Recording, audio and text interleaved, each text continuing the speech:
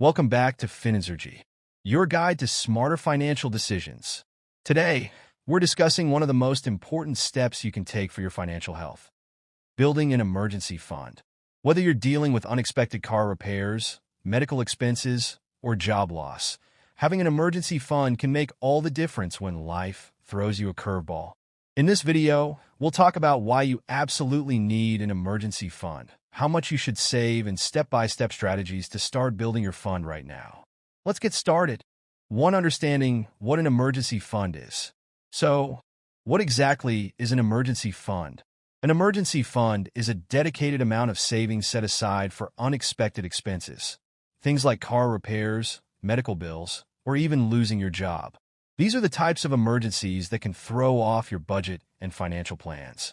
An emergency fund is your financial safety net that allows you to cover unexpected costs without relying on credit cards, loans, or going into debt.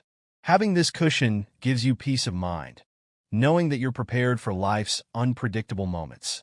2. Why you need an emergency fund. Building an emergency fund is crucial for several reasons. First, it protects you from unexpected financial setbacks. Without an emergency fund, a small emergency can quickly spiral into a financial crisis, especially if you don't have the cash available to cover the expense. Second, it gives you financial security. Knowing that you have savings for emergencies means you're less likely to panic when something goes wrong. You won't have to scramble for money or rely on high-interest credit cards to get by. Third, it can reduce stress during difficult times, as you know you're not facing a financial emergency without any backup. 3. How much should you save in an emergency fund?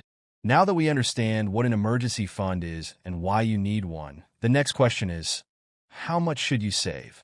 Financial experts generally recommend having between 3 to 6 months' worth of living expenses in your emergency fund. To figure out how much that is for you, start by adding up your monthly essential expenses.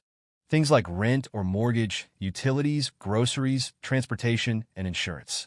Multiply that amount by 3 or 6 months, depending on your comfort level and risk tolerance. This is the target for your emergency fund. 4. Where should you keep your emergency fund?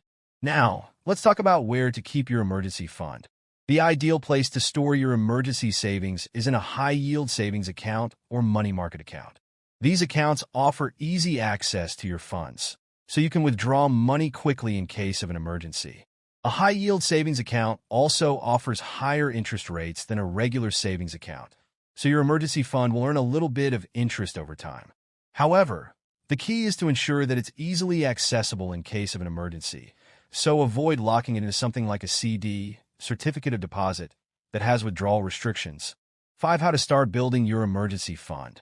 Now comes the fun part: building your emergency fund. The best way to start is by setting up automatic transfers from your checking account to your emergency fund. Even if you can only save a small amount each week, consistency is key.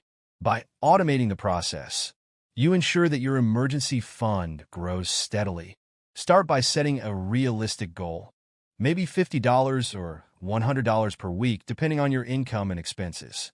The important thing is to make saving a priority. Over time, these small contributions will add up, and you'll be surprised at how quickly your emergency fund grows. 6. Cut back on non-essential spending. Building an emergency fund requires making sacrifices in the short term, especially if you're starting from scratch. One way to speed up your savings is by cutting back on non-essential spending. Think about areas where you can reduce costs, like dining out, subscriptions, or impulse purchases. These small changes can free up more money to put toward your emergency fund. You might not notice the difference in your day-to-day life, but over time, these savings will make a huge impact on your financial stability. 7. What to do once you've built your emergency fund. Once you've reached your emergency fund goal, congratulations! You've achieved a significant milestone in your financial journey. But don't stop there. Now it's time to start thinking about other savings goals.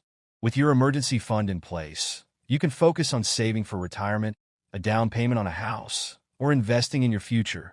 Remember, your emergency fund is meant to protect you in times of crisis, so continue to keep it separate from your regular spending and savings accounts.